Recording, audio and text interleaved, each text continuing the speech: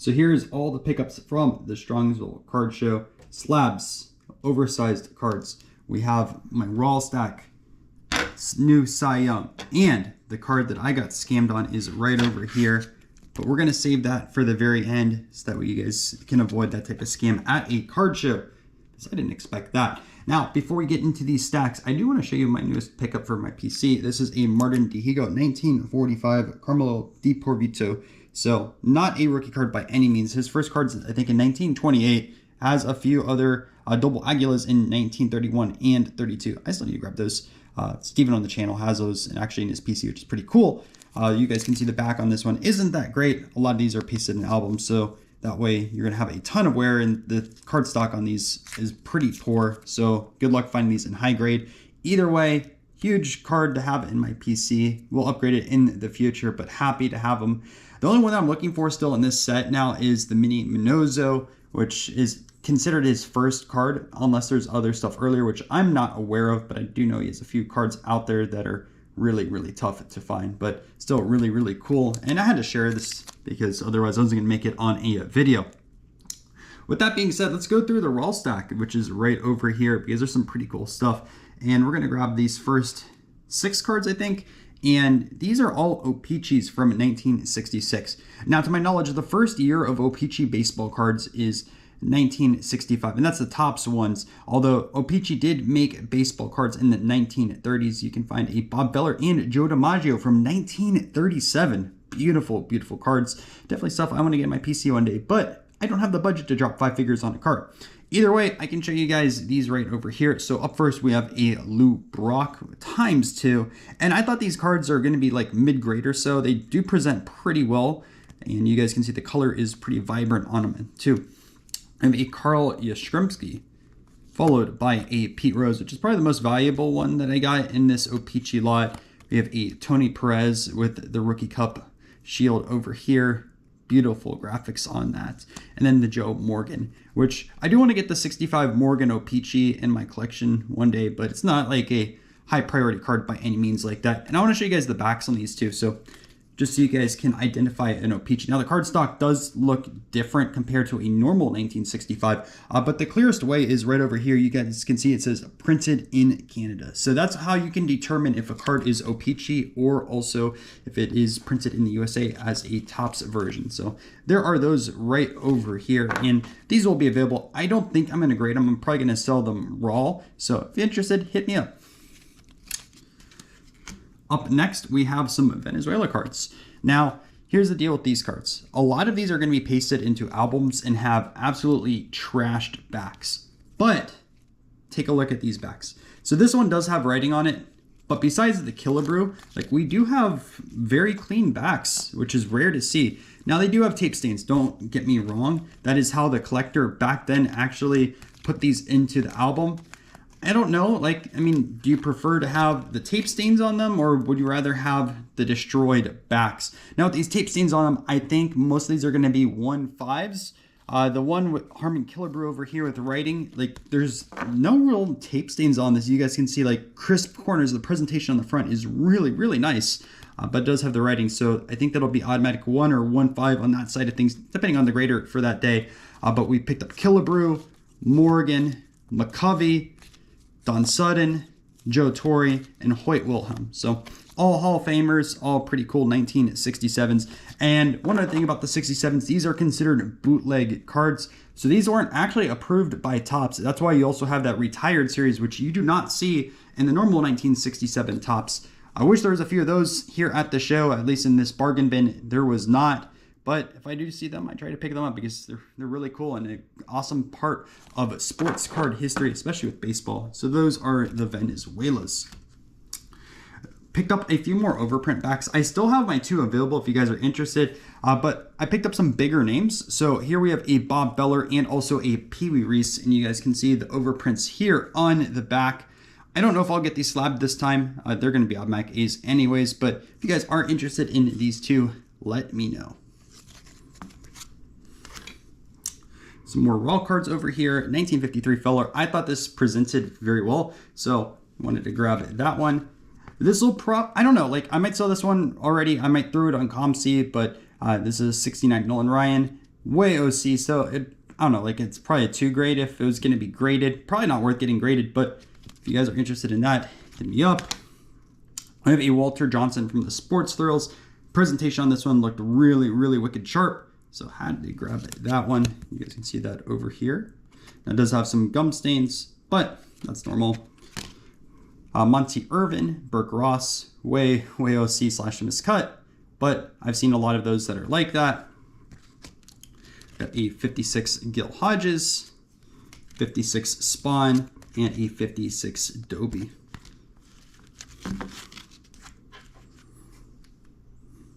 Bargain bin hunting, I found this really, like, this is super sharp. 54 Minozo, and it was $25. So obviously the case is small for this because it is still oversized, but like I had to grab that one.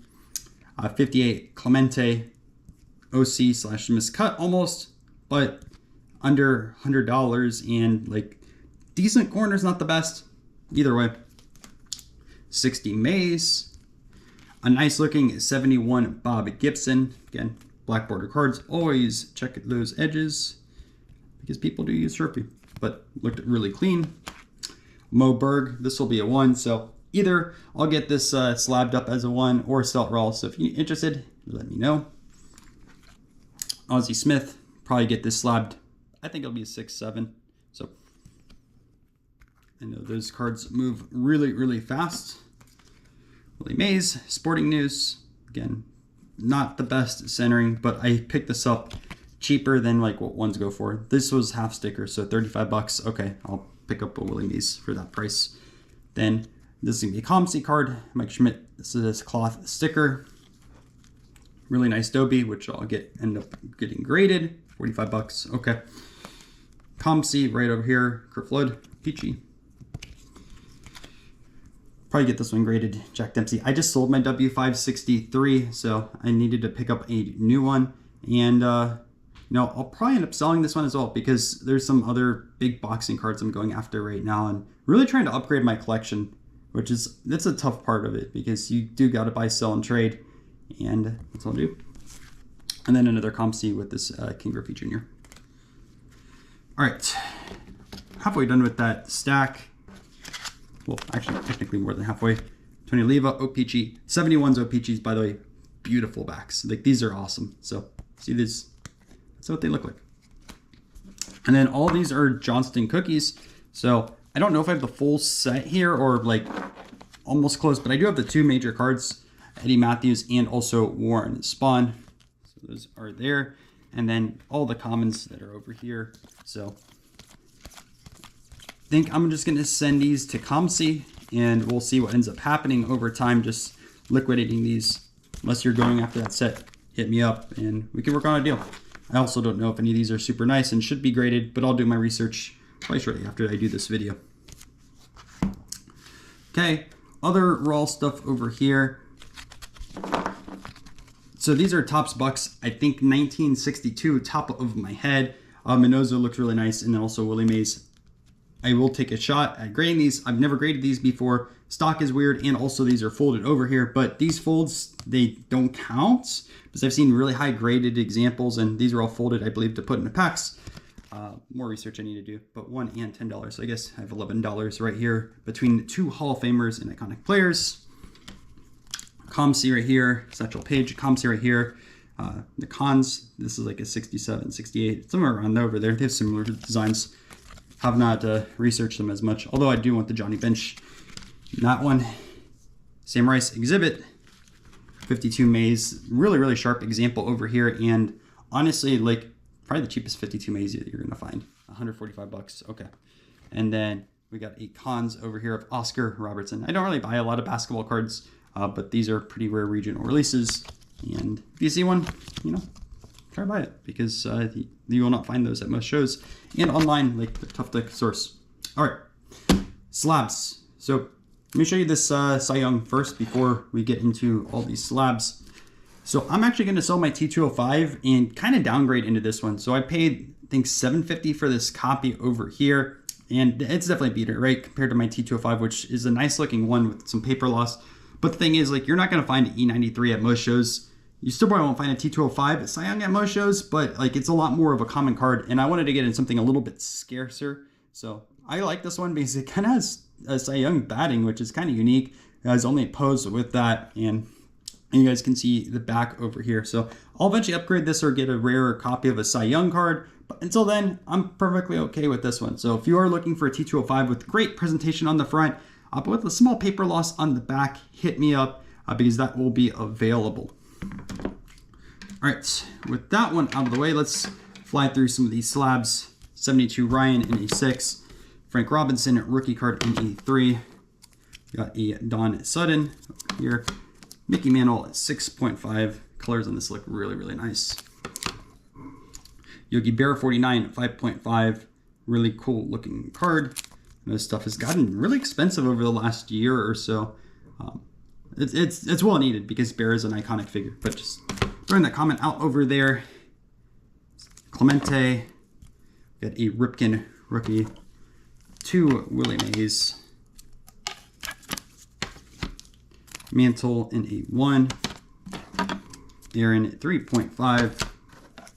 Clemente 4 and another Aaron in a 3.5.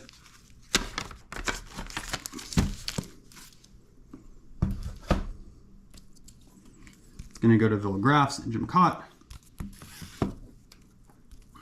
Fergie Jenkins rookie. Gaylord Perry rookie. These are always tough 62s. Unitas and also Jimmy Brown. Maybe a future Hall of Famer. Pretty nice presentation on this 7. Super cheap 48 Ruth. Bench 2nd year. Like this way better than his rookie card. Mantle 2. Clemente. Jackson rookie. Cheap Jack Johnson. And then a 1 Mantle with some paper loss on the front. So there's the slabs, and what you guys are wondering, how did I get scammed at a card show? All right, so sometimes I build out bulk deals. Well, I wasn't really paying attention to this card right over here. Now, on the front wise, like the presentation is really nice.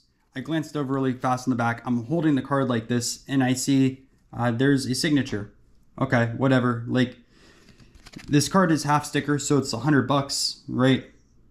I figured if with the signature on the back, I get it slabbed in a 1. Maybe I sell it for 140, 150 due to the presentation on it, or I can just sell it raw for that price. Again, finger over here looking at this card. So I didn't overanalyze this card because it's not a super expensive card by any means like that. Okay, cool. I'll throw it in my stack.